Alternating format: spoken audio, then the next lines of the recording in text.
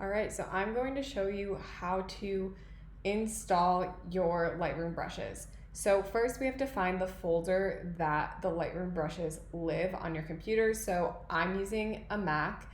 You are going to go to the Go option, and you have to make sure that Finder is clicked for this. So go to Go, and then you have to hold the Option key, and while you hold the Option key, the Library option is going to pop up. Okay, so you're going to click on Library, and when you do this, you are going to want to go to the Application Support folder.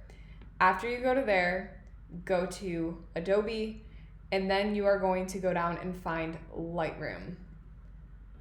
If you click on Lightroom, then you are going to find the local adjustments presets, and at this point you are going to find the presets that you purchased, so those brushes.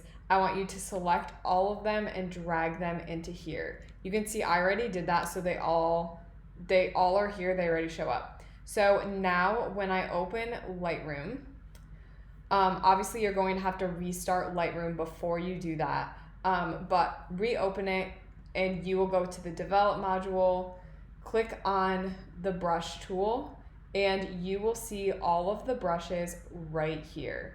And they should appear, and you can click on them and you can start using them.